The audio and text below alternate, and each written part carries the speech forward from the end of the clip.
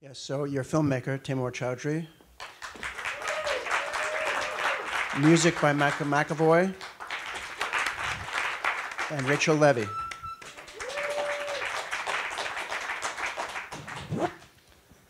So, an awful lot to talk about. Incredible film. And I guess, first of all, I'd just like to say that the way you tell the story here, this is two films. This is basically a memoir film, and it's also the film of Real Fur. So what was the decision-making behind that? I mean, you say in the beginning, this is the, and by the way, I love the way the film was put together and the way that you make the case that you make. But starting with the Tolstoy quote was just a really stroke of genius right there to talk about that. But you say in the beginning, the only way I could tell this story is to tell how it came about. So there's a lot of memoir in there. There's a lot of personal stuff in there, as well as and knitted together with that argument that you're making. So can you talk about how you made that decision? Sure. First, I'd just like to thank everybody who came to watch the movie. I know it's a very difficult subject and it's hard, so I thank you for bearing witness. And thank you to the festival for helping us show this movie and bringing it out to everybody. One of the hardest things to do is, I think, to talk about suffering.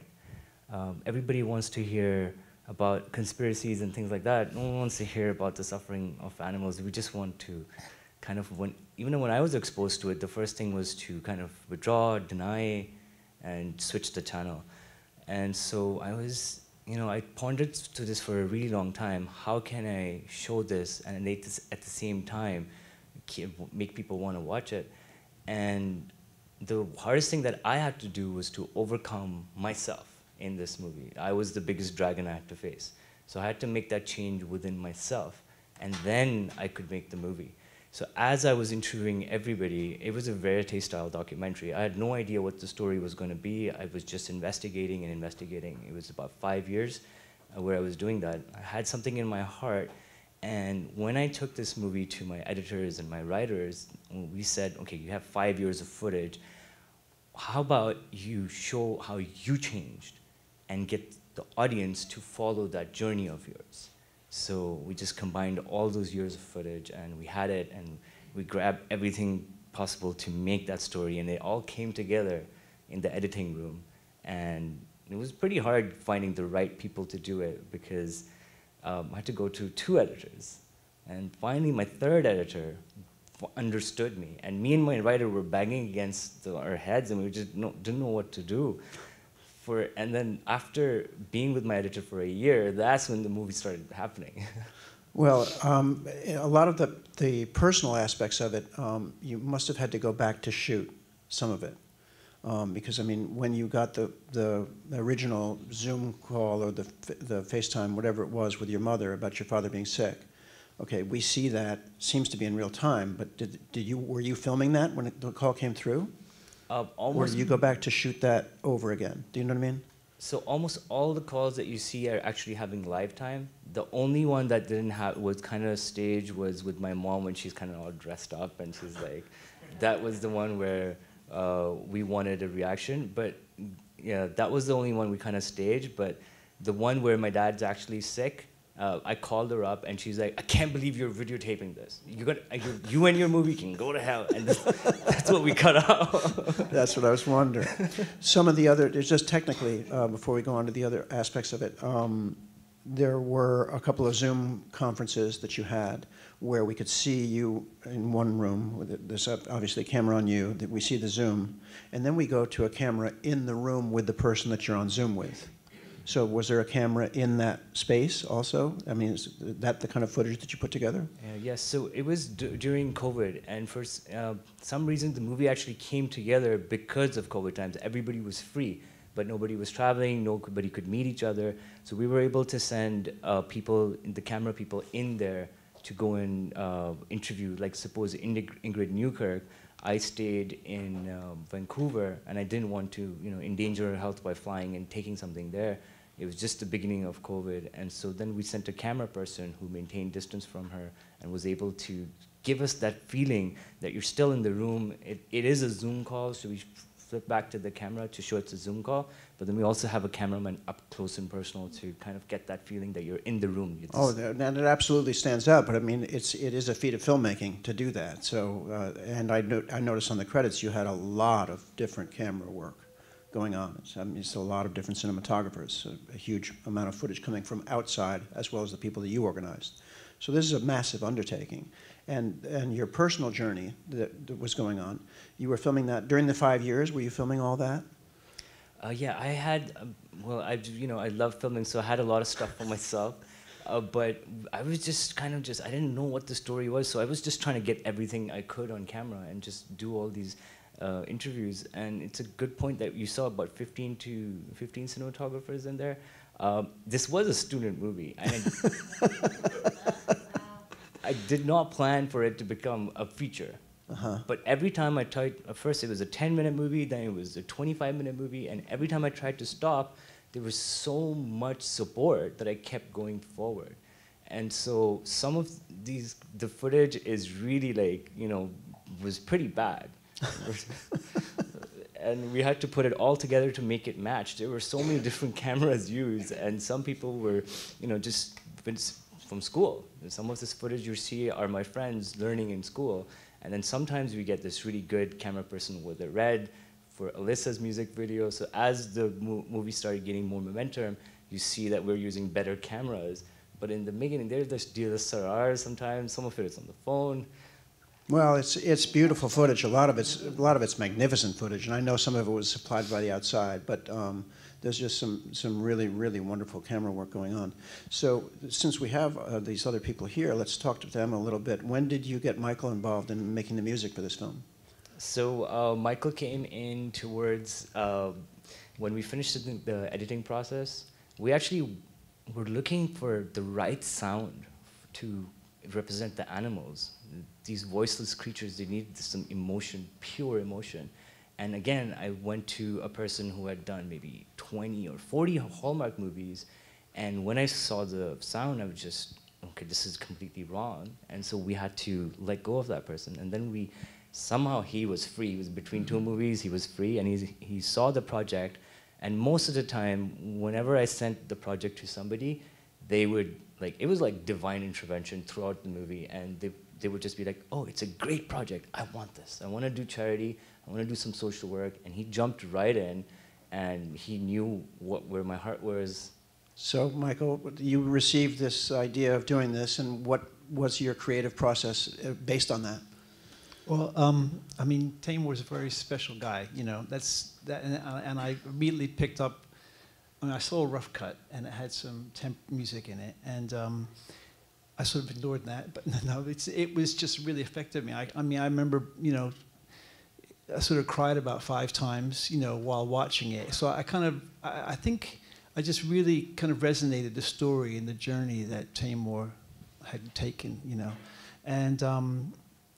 And so when we started working together, it was I was 8 hours time difference. I was in England and Taimoor in Canada. So we would do these long Zoom spotting sessions, and we discussed every cue. I mean, Taimoor really has great feedback, but I think maybe at the core of it, I think I just had the connection with the material, and it just felt right, I mean, spiritually, I kind of also connected a lot with Taimoor, where he's at, and the whole journey, and the connection, with the animals, and just that was something that I think we just, identified with each other about.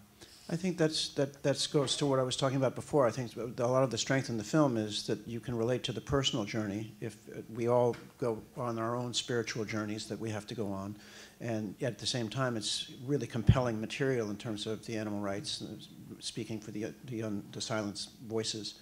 So, Rachel, what was your involvement here? Well, it was a pleasure to get a phone call from Taimoor. Being a Canadian myself, and now an American, I was just stunned. I was like, it's about time. My God, somebody's going to make a film about the fur industry, the dark underbelly of what it really is. And as a Canadian, again, I'm a proud Canadian, but I feel that the fur industry and fur farming industry in Canada is a stain on our beautiful country. And what better way to expose the fur farming industry than with a film? And his vision, the way we spoke a few times, and I was, yeah, I'm on board. I'm in 100%. Anything we can do to help you and get this movement started. I was very excited, and that's when the ball started rolling. And Fur Free Friday was coming around, which is an international, global, traditional day where activists are given the opportunity to go out and protest, also educate the public and get them to boycott fur. Also the designers and the stores that carry fur. So again, it's been a long-standing tradition. And I said to Taimoor, I was like, let's do this on Fur Free Friday. It would be great. We got over 100 activists to show up, and it was fantastic. We went to different stores, protested different stores, which I can proudly say 2 of them are no longer selling fur, Dolce Gabbana and Montclair, since last year. They've gone fur free. Again, a lot of pressure and education and publicly shaming them. These designers and companies, they care about their image, and the minute you expose them, yeah. So, but we went to the Canadian consulate as well, the Canadian consulate in New York, and we had this amazing billboard truck, a digital billboard truck that you have all these huge LED panels, and it brings you into to the dark fur farming industry and how these poor animals are tortured, the methods of torture they use. I don't know. It's just, yeah, it's impossible to ignore. And it's legal. So we went to the Canadian consulate with the truck, and it played the videos. And yeah, it was amazing. And I think that's with every other city. So many cities took part in this action. Yeah, the movement, Make Fur Farm History movement took off. And yeah. that's the third part of the documentary. I mean, it documents 3 things, actually. It's not just 2 things, the personal thing and the animal rights issues. But then it documents the growth of the movement and the history of the movement through the different sources, through PETA, through Real Fur, through all these different things. So that you're made a 3-prong movie now, and it wraps together really beautifully in terms of all those different journeys. COVID was kind of a windfall in some ways because of the human health aspect. Suddenly, people, if it's going to affect me, well, maybe it's going to be a problem instead of just the animals. Now it's my problem because of my own health. So did that take you by surprise a little bit? Not at all, actually. I think it's sad to say, but we only care about things that affect us. I mean, if it does affect someone, you're going to feel sorry for the person or the animal, and then we're so ingrained in our own lives. We're just go, go, go all the time. We don't have the time anymore. This is not the 90s anymore where you have time to go and volunteer. And if you're thinking about your meal, you're thinking about all this stuff, I understand that. And then there's so much other suffering going on. So unfortunately, animals get pushed way to the bottom, and this is one of the reasons why I did this movie. My family and friends were asking, why are you dedicating so much time to this? I was like, you know what? Because no one else is hearing their voice. And while I was making the documentary, I thought to myself, if I've dedicated 5 years of my life, I need a tangible result. So I don't want this to be something that people come, watch, and then be like, all right, well, that was really sad. Oh my God, what do I do? I wanted to empower people. And so that's when you see me going and trying to get a bill passed. So the first time in history there was a bill tabled into Parliament that stands to ban fur farming. And we've kind of gone into a financial crunch, but at the end of the movie we want to change that the bill can still be supported. We need 1 senator to take it to the 2nd reading. And so this is the campaign now that we have to take this movie out, and hopefully a senator or somebody will see enough support from everybody to be able to go and take it to Parliament for the 2nd reading. Okay, so to that end, if people go to your film website, will they be able to find out how to support it? Yes, so Make Fur Farms History, there's a part in the middle that actually has the scan, and if you go to that website, you just need to go click a button and it shows you just where to sign a petition, and also it'll send a letter automatically to an MP in Canada, and if they receive more than 5 emails from that letter, they have to do something. Okay. So our aim is to try and get this as high as possible, so then the government has to do something. They can't just ignore that, and they have to show what they did. So other than finding it in the middle of the film or being able to scan it here, if your film website has it also? It has it all. Okay, so we don't have a lot of time left, but I would like to ask a couple of questions from the audience. Anybody? The code will come up at the end of the Q&A. Right here. Okay, great. That's good to know. Any questions from anyone in the audience? Right over here. I just loved it because I was very nervous about this and thinking I was going to be so stressed out by watching it and being very involved with animals, and yet putting your personal story into it made me feel more connected and not as fearful watching it. But what about the U.S.? What's going on with us? Are the fur farms going on in the United States, or is this in Canada only? Or, I mean, I see it's in other countries, but are there fur farms here? We're going to try and stop that. Sorry. So the question was about, you want to answer? It's about what's going on in the United States.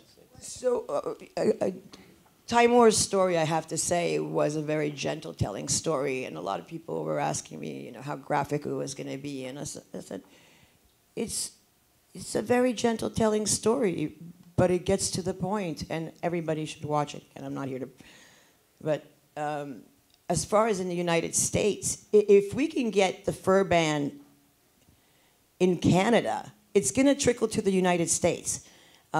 You see in the United States, like, I think there's left about 200 fur farms left when there was 240 pre-pandemic, pre-COVID.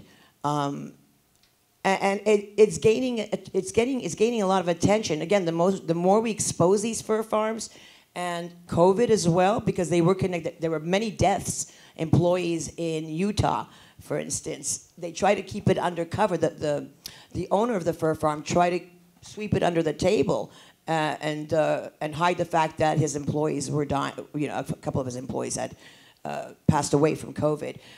So again, it's exposing the fur farm industry here in the United States that's going to get more people involved, fighting for the cause, calling their council members in every city and demanding a fur ban. In New York City, we had a fur ban, in a bill that had passed, Bill 1476. I'd like to invite somebody, if it's possible. I'd like to invite one of my mentors, actually, John DeLeonardo over here, that he could actually answer your question very well as far as the bill and where it stood and how we're going to move forward. There's a reason why I would like to do that. Thank you. Okay. Thank you. Well, first of all, I'd just like to give you a hug. Thank you. I love it. Yeah, one of my first mentors. Thank you. And yeah, I just want to say how proud I am of Rachel and to see how far she's come in this movement over the years. I met her protesting the circus right here on Long Island. And now we actually have a bill in Suffolk County that was just introduced to ban traveling wild animal acts. So if you want to make tangible progress for animals, that's one thing you can do. Not for the fur animals, but for other animals, you can contact your Suffolk County legislator and ask them to pass IR 1777. As far as the fur industry goes, I mean, Rachel, she's gone after Canada Goose, she's gone after Montclair, gone after all of these places, literally going into their stores and exposing them, putting that on social media, contacting decision makers, contacting the furriers directly. I mean, she posts the stuff on Instagram, and then you see in her stories that the CEOs of these companies are actually watching it. So, so I mean, I think the most important thing we can do is speak up. Speak up to the public, speak up to the people actually doing this, and to speak up to legislators. So I really was moved by the film in general, but by your comments about wanting to have tangible progress, because that's something that I think is extremely important. I think we have to be strategic with everything that we do, and that's why we're seeing all these industries crumble like dominoes now, because people are learning about campaign strategy, and they're getting loud about it, but getting loud in a directed manner. That's the beautiful. more We do have to the wrap more up. designers keep dropping fur, it's gonna hit the fur farming industry right where it counts. So financially draining them, creating financial distress to them, and that's really what they care about, is only about money. They don't care about the animals. They don't care about anything. They don't care about you. They don't care about the carcinogens. What a surprise to all of us. So we have run out of time, but I would like to encourage everybody to take part. Oh, wait a second. One more. You started out learning about film and wanting to be a filmmaker, and you ended up being an activist. So I'm just curious what your next steps are. What are what's next for you? Well, the first thing is that I've been asked this question and I've been pondering over it. So I have to actually promote this campaign with this movie, because if I let this go now and move on to my second project, this will not get where I want it to go. So I have to promote the movie and try to promote that bill for as far as I can possible. Once I see that I've started a kind of a snowball effect and I can let it go, I have been offered a couple of more things, and my initial wish was always to bring some change in Pakistan and shed some light over there, because as there's still a few people doing this kind of work over here, I was hoping to shed a Western perspective into what's happening over there, and then try to bring change in modern ways. So something like a health movement can get started on eating less animals and consumption, and yeah, so that's the next project. Well, thank you so much for bringing us this film and for the movement and for your efforts. Thanks very much.